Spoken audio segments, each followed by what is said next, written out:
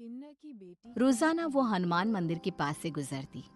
एक दिन उसे एक तूफानी बरसात की रात में मंदिर के चौखट पर एक टोकरी में एक नन्ही बच्ची रोती दिखाई देती है।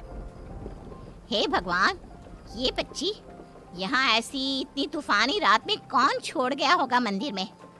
नाना बेटी, बस बस बस बस, रोते नहीं बेटा। शांति उस बच्ची को अपने घर ली जाती है। शांति एक सुनसान इलाके में रहती है, क्योंकि अगर वो आम लोगों के साथ रहने की कोशिश करती तो वो उसे चैन से रहने ही नहीं देते। आखिर वो एक किन्नर जो थी। शांति बच्ची को नहलाती है और फिर उसे नए कपड़े पहनाकर चम्मच से दूध पिलाती है। कितनी प्यारी बच्ची है ये, कैसा जमाना आ गया है। इतनी फूल सी बच्ची को सरेआम छोड़ दिया, इतनी भीषण बारिश में मंदिर की चौखट पर। बहुत गलत किया। आजकल के लोगों के लिए लड़की सिर्फ बोझ बन गई है। निर्दयी मनहूस लोग। लेकिन अब मैं इस बच्ची को। शांति अपने आप से ये सारी बातें कर रही थी कि बच्ची अचानक से हंसने लगती है और शांति की साड़ी को अपनी छोटी नन्ही उंगलियों से पकड़ने की कोशिश करती है। बच्ची का प्यारा सा मुंह देखकर शांति के अंदर की ममता जाग उठती है और वो फैसला लेती है। नहीं नहीं, मैं इस मासूम सी नन्ही जान को यूं अपने आप से अलग नहीं होने दूंगी। मैं इसे पालूंगी, पोसूंगी, इसकी परवरिश करूंगी। जानती हूँ एक किन्नर ये नहीं कर सकती, लेकिन मैं इस समाज से, दुनिया वालों से डरूंगी नहीं। शांति बच्ची को पालती है और गोद ले लेती है और उसका नाम राधिका रखती है। शांति राधिका को पढ़ाती है, लिखाती है, उसकी हर छोटी से छोटी जरूरत को पूरा करती है और उसे किसी चीज की कमी नहीं होने देती। राधिका के लिए सब कुछ इतना आसान नहीं होता। जब जब वो स्कूल में जाती, बाजार में जाती या गली मोहल्ले में खेलती, सब उसे चिढ़ाने लगते और कहते, अरे देखो देखो, ये वो शांति किन्नर की बेटी है। गोद लिया तो है, अब वो इस लड़की को भी किन्नर ही बना देगी। और नहीं तो क्या, ये भी ताली बजाएगी और इधर उधर घूमेगी। लोगों को पैसे मांग के परेशान करने के अलावा इन्हें और आता ही क्या है। ऐसा नहीं कि कोई नौकरी कर ले। छोटी राधिका को ये सब सुनकर बहुत बुरा लगता है और उसकी आंखें नम हो जाती है। तभी वहां पर शांति आती है और वो गुस्से से उन औरतों को कहती है, ओ बहनों, क्यों मेरी बेटी को कुछ भी बोल रही हो? क्या बिगाड़ा है हमने आपका? आपसे पैसे मांगे, खाना मांगा या आपकी कोई चोरी की? हाँ? और आप क्या बोल रही हो? नौकरी? अरे हम आप सबसे पैसे मांगते हैं क्योंकि हमें कोई नौकरी नहीं देता। किन्नर है ना, इसलिए हकाल देते हैं हर जगह से। हमको भी अच्छा नहीं लगता दीदी, ताली बजा के पैसे मांगना। हर किन्नर चाहती है कि वो भी काम करे, आम लोगों की तरह और पैसे कमाए। लेकिन आप जैसे लोगों के कारण हम आम लोगों से अलग हो जाते हैं। अरे घिन आती है लोगों को हमें देखकर। क्यों? क्योंकि हम किन्नर हैं इसलिए? अरे लानत है आप पर, जो आपकी इतनी गंदी और घिनौनी सोच है।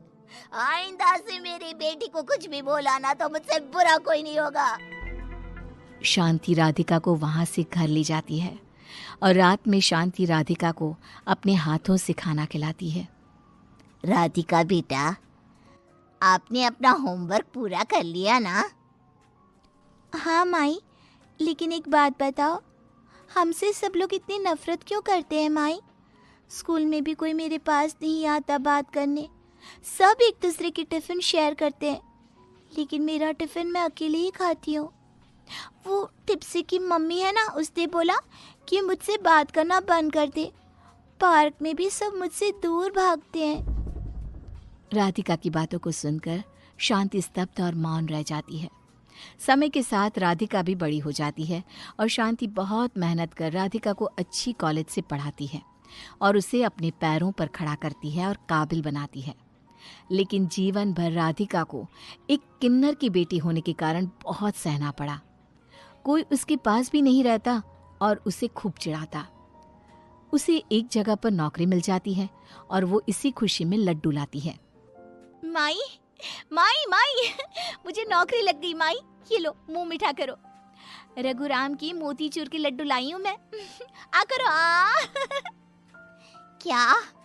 अरे वाह, ये तो बहुत ही खुशी की बात है। राधिका बेटा, आज मेरा सपना पूरा हो गया। जुग जुग जियो, खूब तरक्की करो बेटा। हाँ माई, अब तुम ना हर जगह जाकर ताली मत बजाना। मैं ना एक बड़ा घर लूंगी जिसमें एसी भी होगा, सुंदर साड़ी और खूब गहने बनवाऊंगी माई। देखना, हमारे सारे सपने साकार होकर ही रहेंगे। हाँ राधिका बेटिया। राधिका अब नौकरी पे जाने लगती है, लेकिन वो किसी को ये नहीं बताती कि उसकी माँ एक किन्नर है। राधिका को नौकरी की जगह पे मुकुल नाम के एक लड़के से प्यार हो जाता है और मुकुल को भी राधिका से प्यार हो जाता है। दोनों ऑफिस के बाद एक दूसरे को मिलते, कैफे, पार्क और मॉल्स में घूमने जाते। Radhika, I really love you. मुझे तुम बहुत अच्छी लगती हो। क्या तुम मुझसे शादी करोगी? हाँ मुकुल, मैं भी तुमसे बहुत प्यार करती हूँ और मैं तुमसे शादी करने के लिए तैयार हूँ। Okay, done then. मैं आज ही मेरे घर वालों से हमारे बारे में बात करता हूँ।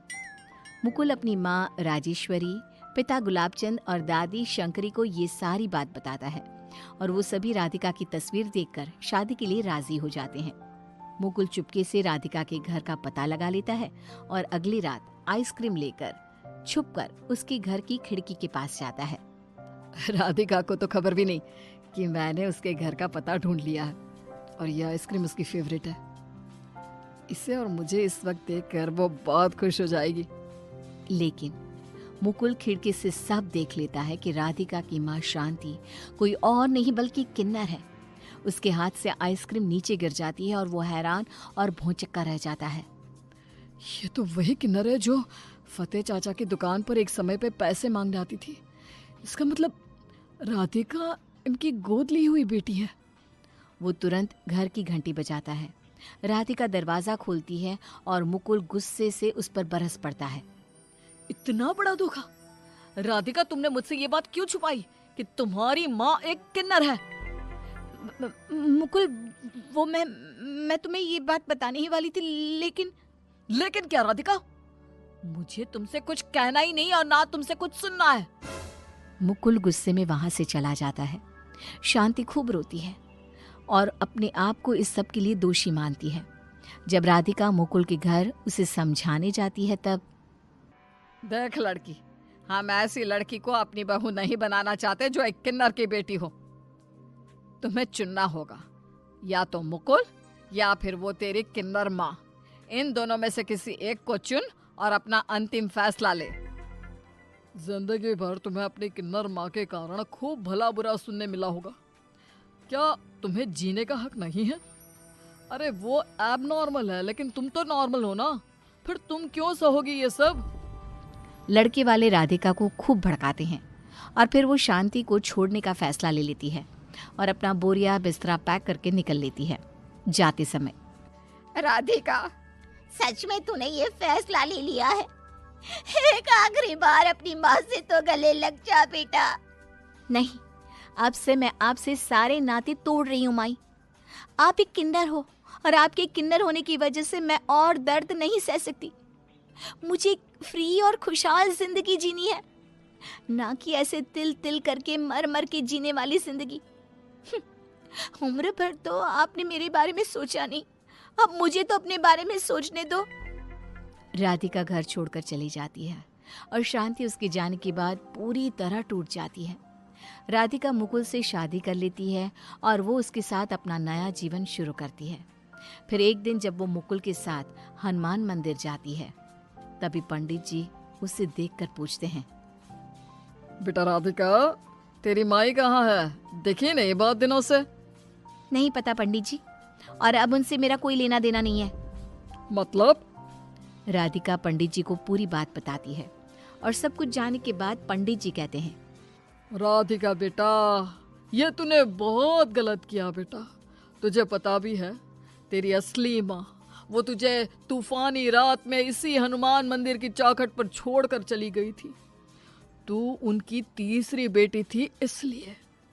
फिर तेरी माँ शांति ने ना सिर्फ तुझे पाला पोसा, बल्कि तुझे पढ़ाने में, लिखाने में और न जाने किन किन चीज़ों में एक सही जीवन देने के लिए उसने कड़ी मेहनत की। बहुत संघर्ष किया और तूने उसे बदले में क्या दिया? ये धोखा। पंडित जी की इन बातों को सुन राधिका की आंखें भर आती है। और फिर क्या, वो तुरंत मुकुल को छोड़कर अपनी माई के पास भागती है और उसे गले लगाकर कहती है, मुझे माफ कर दो माई, मैंने आपको गलत समझा, लेकिन आज मैं गर्व से कहती हूँ कि हाँ, मैं एक किन्नर की बेटी हूँ। आई लव यू माई, आप दुनिया की सबसे बेस्ट माई हो, सबसे बेस्ट। इसके बाद राधिका मुकुल के साथ सारे रिश्ते तोड़ देती है और अपनी माई शांति के साथ जीवन गुजारती है।